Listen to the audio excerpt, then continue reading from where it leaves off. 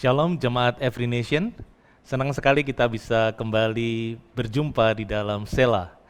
Saya menghargai setiap saudara yang meluangkan waktu untuk menyembah Tuhan dan juga mendengarkan renungan pada saat ini.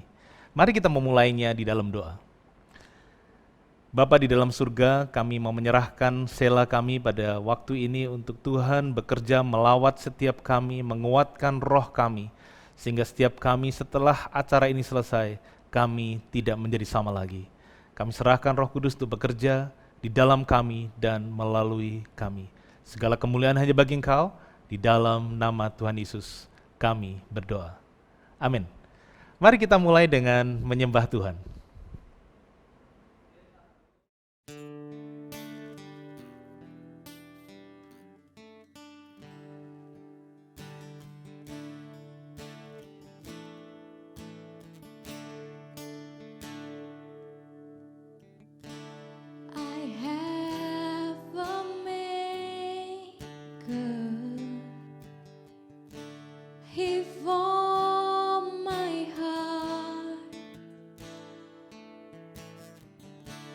Before even time began, my life was in His hands. He knows my name. He knows my every thought. He sees each tear that falls and hears me when I call.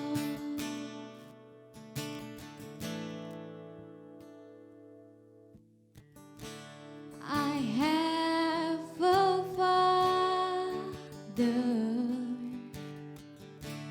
He calls me His own. He'll never leave me, no matter where I go. Oh, He knows my name. He knows my every thought. He sees each tear that falls, and He hears me when I call. Oh, He knows my name. He knows my name. He knows my every thought. He sees each tear that falls, and He hears me when I call. And He hears me when I call. And He hears me when I call.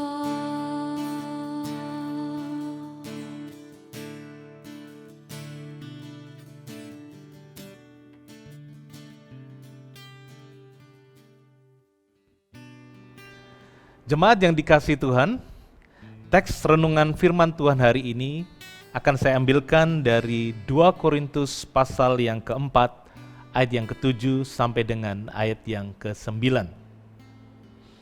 Demikian firman Tuhan.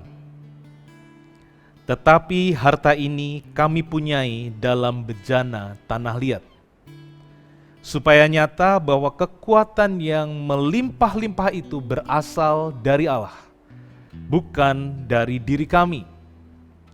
Dalam segala hal kami ditindas, namun tidak terjepit. Kami habis akal, namun tidak putus asa. Kami dianiaya, namun tidak ditinggalkan sendirian. Kami dihempaskan, namun tidak binasa. Di sini Rasul Paulus menggambarkan kehidupan kita adalah seperti bejana tanah liat yang di dalamnya, yang isinya ada harta.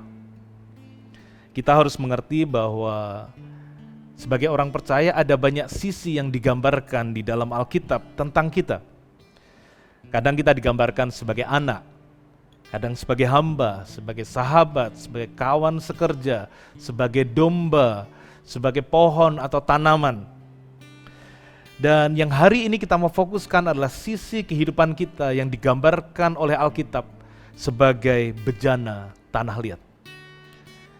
Yeremia pasal yang ke-18 menggambarkan bahwa hidup kita ini ada di tangan tukang periuk yang sedang membentuk kita menjadi periuk, menjadi bejana atau gerabah.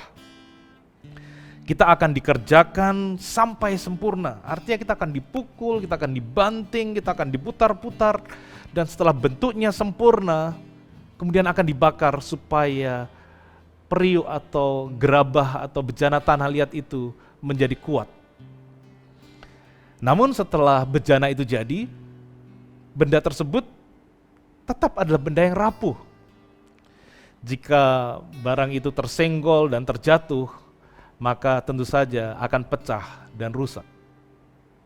Itu adalah gambaran kehidupan jasmani kita. Sehebat-hebatnya kita menjaga kesehatan kita, namun kita semua paham dan tahu bahwa tubuh ini suatu hari nanti akan binasa. Karena tubuh ini digambarkan seperti bejana tanah liat yang rapuh, yang bisa dengan mudah pecah atau rusak. Di dalam situasi pandemi saat-saat ini, kita semua diingatkan dan kita diharuskan untuk lebih berhati-hati dengan bejana tubuh ini. Kita harus mengikuti semua protokol kesehatan, social distancing, pakai masker, cuci tangan dan segala hal. Supaya tubuh kita ini tidak dalam tanda kutip pecah karena terkena COVID-19. Kita semua saat ini sedang belajar untuk menyesuaikan diri, beradaptasi di dalam sebuah tatanan normal yang baru yang kita sedang masuki. Itu semua hal yang penting, itu semua harus kita lakukan. Kita perlu berhati-hati dan menjaga tubuh jasmani atau bejana tanah liat ini. Namun firman Tuhan hari ini yang kita dengar mengingatkan kita semuanya untuk kita tidak mengabaikan hal yang lebih penting daripada tubuh jasmani ini, yaitu apa yang dikatakan Paulus tadi, harta yang ada di dalam bejana. Paulus mengatakan harta itu adalah kekuatan yang berlimpah yang berasal dari Allah, yang membuatnya bisa tetap bertahan di dalam menghadapi penindasan, hempasan, penganiayaan, dan penderitaan.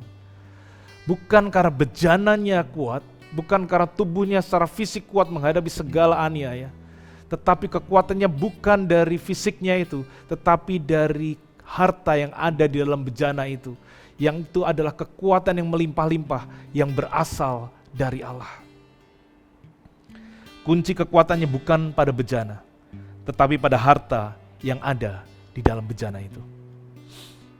Paulus kemudian menjelaskan lebih lanjut mengenai harta itu di ayat yang ke-16, masih di 2 Korintus pasal yang ke-4. Dikatakan di sana, sebab itu kami tidak tawar hati. Tetapi meskipun manusia lahiriah kami semakin merosot, namun manusia batiniah kami dibaharui dari sehari ke sehari. Bejana adalah manusia lahiriah kita, tubuh jasmani ini. Sedangkan harta adalah manusia batiniah yang di dalam, yang tidak kelihatan oleh mata kita. Kekuatan hidup kita adalah saat manusia batiniah kita ini kuat di dalam Tuhan dan beroleh kekuatan yang melimpah-limpah dari Tuhan, dan itulah yang memampukan kita bisa melewati setiap tantangan atau permasalahan di dalam kehidupan. Tentu saja karena tunduk di bawah hukum degenerasi, maka tubuh kita ini akan semakin merosot. Semua program anti penuaan akan bisa memperlambat, tetapi tidak mungkin bisa menghentikan proses penuaan. Kadang kita bisa menghabiskan banyak dana, upaya, waktu, sumber daya untuk bisa mempertahankan sesuatu yang sudah pasti akan rusak dan sifatnya sementara seperti tubuh jasmani ini. Namun bisa juga kita kemudian mengabaikan yang semakin hari akan menjadi semakin baru dan bersifat kekal. Kadang kalau kita tidak berhati-hati saudara, kita bisa memprioritaskan yang penting dan tidak memperhatikan hal yang jauh lebih penting. Saya tentu saja tidak mengatakan bahwa kita tidak perlu menjaga, memelihara tubuh jasmani ini.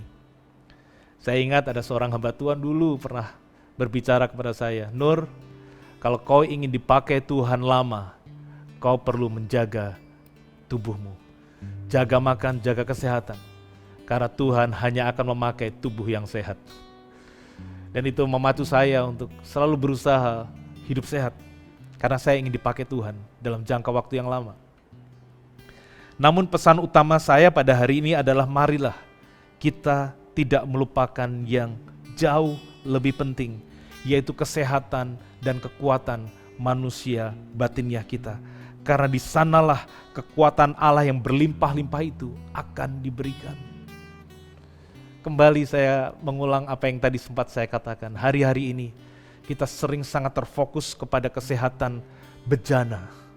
Tetapi kita melupakan, mengabaikan, kurang memperhatikan yang terpenting, yaitu manusia batiniah kita, di mana itulah sumber kekuatan kita dalam melewati tekanan dan dalam melewati setiap situasi yang sulit di dalam waktu pandemi ini. Pertanyaannya kemudian adalah, bagaimana manusia batiniah saya bisa dibaharui, bisa semakin kuat hari demi hari? Dua ayat selanjutnya dari 2 Korintus 4 ayat ke-16 menjelaskan akan hal tersebut. Ayat 17 dikatakan, sebab penderitaan ringan yang sekarang ini mengerjakan bagi kami kemuliaan kekal yang melebihi segala-galanya, jauh lebih besar daripada penderitaan kami. Ayat 18, sebab kami tidak memperhatikan yang kelihatan, melainkan yang tak kelihatan. Karena yang kelihatan adalah sementara, sedangkan yang tak kelihatan adalah kekal. Saudara, manusia batiniah kita akan diperkuat saat kita percaya bahwa penderitaan yang kita alami, yang Tuhan izinkan terjadi dalam hidup kita, itu adalah sebuah pekerjaan Tuhan, bahwa Tuhan sedang mengerjakan kemuliaan yang melebihi segala-galanya. Manusia batiniah kita akan kuat saat kita melihat suatu permasalahan, bukan hanya hal yang dari luar saja, tetapi yang dari dalam, bahwa Tuhan sedang mengerjakan sesuatu yang bukan hanya sementara, tapi yang bersifat kekal. Dan yang kedua adalah dengan belajar untuk lebih memperhatikan hal yang tidak kelihatan, hal-hal rohani, dan tidak hanya melulu terfokus memprioritaskan hal-hal yang jasmani. Dengan kata lain, manusia batiniah kita akan kuat di saat kita belajar memfokuskan diri kita pada perkara rohani dan tidak terus-menerus berfokus pada perkara jasmani. Sekali lagi saya menekankan bahwa perkara jasmani ini penting. Menjaga tubuh di waktu-waktu ini sangat-sangat penting. Kita perlu memberikan waktu, perhatian, energi, semuanya sangat berhati-hati.